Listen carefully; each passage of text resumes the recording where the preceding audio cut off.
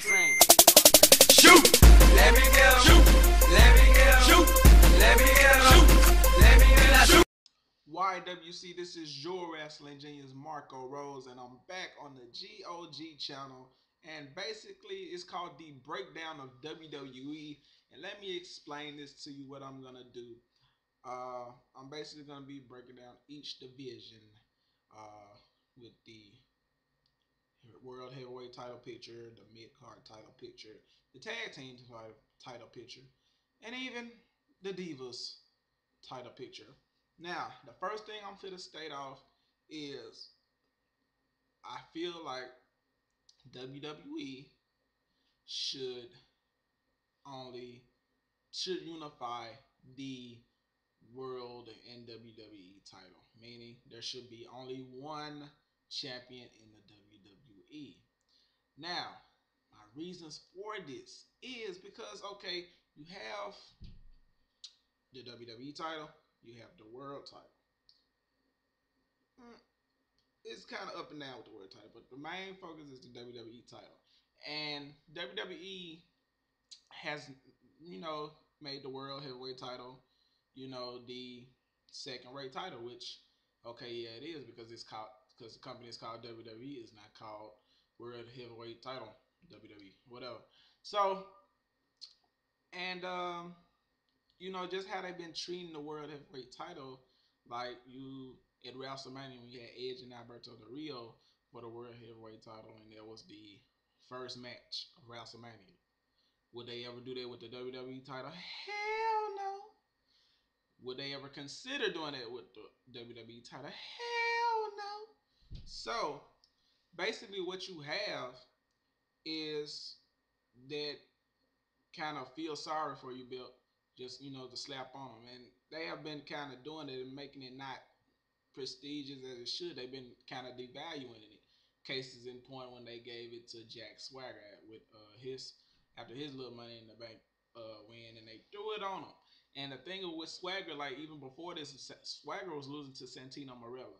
So then he comes in, he gets the final Money in the Bank spot, luckily, and ends up winning Money in the Bank. And they push him and expect fans to get behind him, but it just wasn't there. Another example, we have Daniel Bryan. Daniel Bryan, in my case, has had the worst. He's the worst Money in the Bank winner I've ever seen. I've never seen a Money in the Bank winner. It's supposed to be your next breakout star. He's going to be the next champion. That's what the Money in the Bank is supposed to represent. And they have him on a horrible losing streak, getting his ass kicked by everybody. And to make matters worse, he said he was going to cash it in at WrestleMania. So he basically went back on his word. It makes him look like a complete tool for doing it. Even Michael Cole brings it up. Well, actually, Michael Cole was telling the truth because he is a liar, a backstabber or whatever, because he said he's going to cash it in at WrestleMania. So he ends up not doing that, and he went to the pay-per-view. I forgot the name, but anyway, he went to the pay-per-view, beat Big Show, Big Show who just won a match, and Big Show was down. Big Show didn't even get up, because he had got knocked back out by Mark Henry. Big Show wasn't even up. Daniel Bryan cashed in, pins Big Show 1, 2, 3, wins Money in the Bank. Of course, that's the way we all know it goes, but with him being his face, and with the fact that Big Show wasn't even fucking conscious to fucking defend himself, him winning like that just make it kind of even more like less impressive. Like, dude, you didn't even contend. Dude wasn't even on his feet. Like, and then plus he's supposed to be a face, and it was kind of like a heelish kind of thing to do. That's just me. And so basically, like I said, there only needs to be one champion. And everyone has to be in this elite kind of group. Now, I done got this topic because I am an Attitude Era fan. And people I done talked to on Skype basically said on how the title back in the Attitude Era didn't have no prestige to it. And I kind of have to disagree. And the reason I do disagree is because, like, even though the title, it was switched around a lot. But the people it was switched around to was legit fucking top superstars. It wasn't like nobody like Hardcore Holly getting the title. It wasn't no one like Al Snow getting the title. And basically, a lot of those folks, Val Venus, which he was a good star, but he was that, never gonna be that main event star. So, but and you know where I'm going with this. So, everybody who in that attitude who had that title and was winning, no one was complaining about it at the moment. And you look at the stars who held that title, all of them are either Hall of Famers or soon to be Hall of Famers. So I, to me, I don't see that as bringing the prestige down. To me, kind of what bringing the prestige down is the people you let win it. When you let nobodies really fucking nobodies win your title, that shows how much prestige your title actually has, because the people they have with the titles are not believable, aka Daniel Bryan. He's not believable right now. So that's me talking seriously. He's not believable. So this is how I'm gonna do this. I'm gonna give you a list. I'm gonna give you like the main event. This is your main event list for people who are fucking main eventers. Who's gonna be your draw? Who's gonna be holding up that title? Be in that title picture. Of course, you have to have Undertaker. You got Sheamus. You got John Cena. You got Randy Orton. You got CM Punk. You got Dolph Ziggler in my mind. You got Mike the Miz Manzani. You got R-Truth.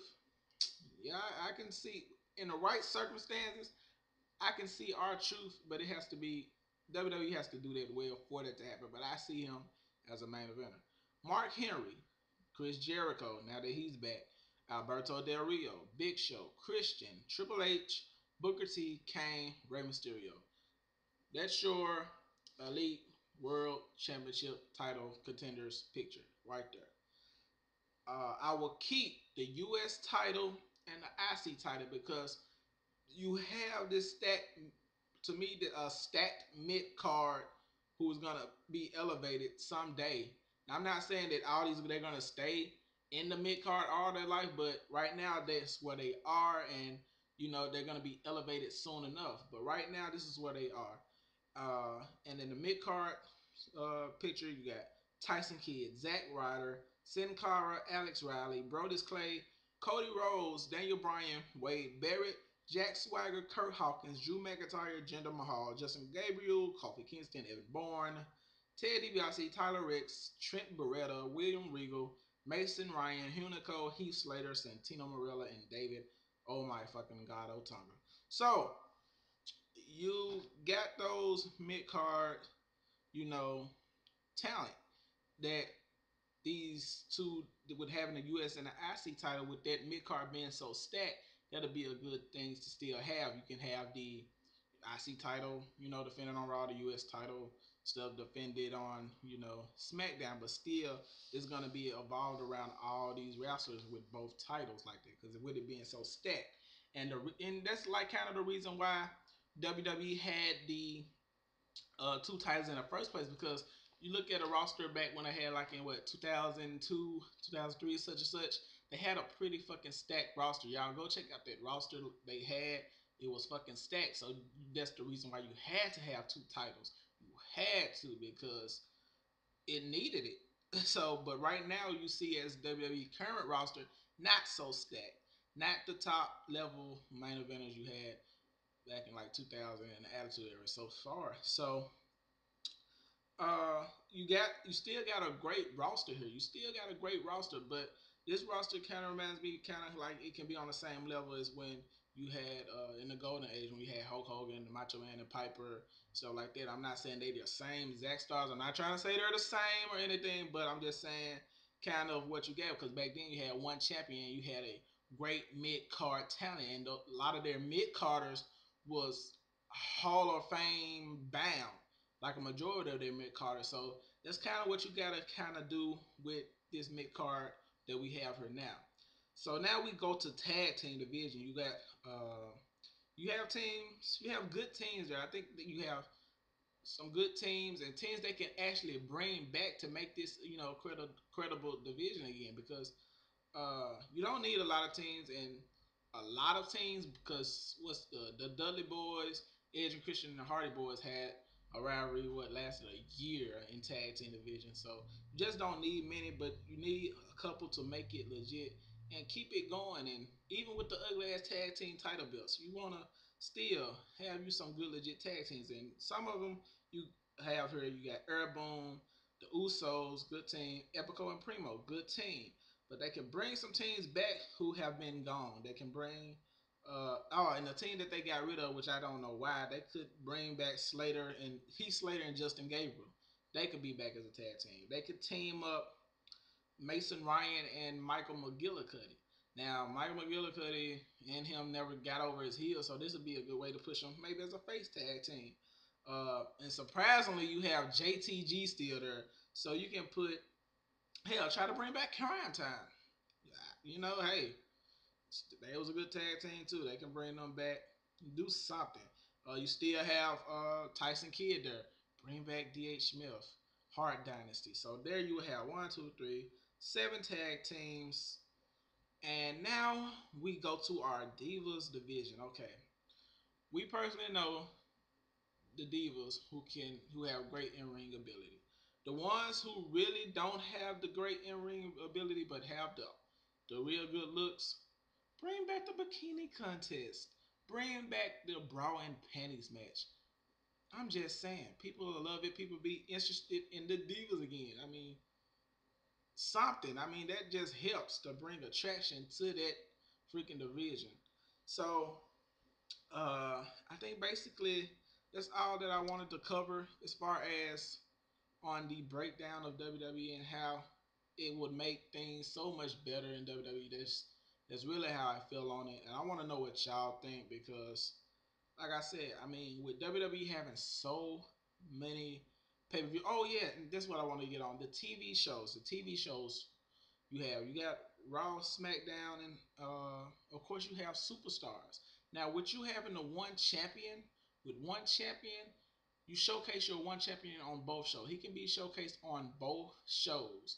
Your U.S. title can be showcased on SmackDown. Your IC title can be showcased on Raw. Your tag division, it can be showcased on both shows, Raw and SmackDown. Divas, same thing. It can be showcased on both Raw and SmackDown. And like I said, people forget there is a show that they have a third show they can use and make people actually care about it and do something with. And that's Superstars. I mean, they used to do something with Superstars back in the day, and when they first started Superstars, they was doing something with it. Then it was actually really good to watch. Kind of, it was kind of interesting to watch. Now, so far, they don't. And WWE kind of have to look at themselves and look at it and say, why should I watch Superstars? They need to come and look at themselves as the fan watching this. Why would I want to watch Superstars? Why? Why? Because you got other great talent around here, especially your mid cards who didn't get to didn't get to be on Raw and SmackDown. You still got a lot of stars here. You can use them on Superstars to get them more exposure, get them a good win. Say, all right, man, he picked up a big win, such and such over Jack Swagger or Kurt. You can use that. It don't have to just be fucking jobber or a person of jobbers like Yoshitatsu or something. You can make this credible. So it's just honestly how I feel about this. I want to know how y'all feel. What are y'all thoughts? What can WWE do? What can you see them make it to make wrestling better? Because like we have all been saying, it's been going down in the ratings. It's been kind of there. So this has been my video, and subscribe to me, your wrestling genius, and I'm out of here. And I will see y'all next week. But you can see me on my channel, Wrestling Genius, right below. Subscribe, and I'm out of here. Peace.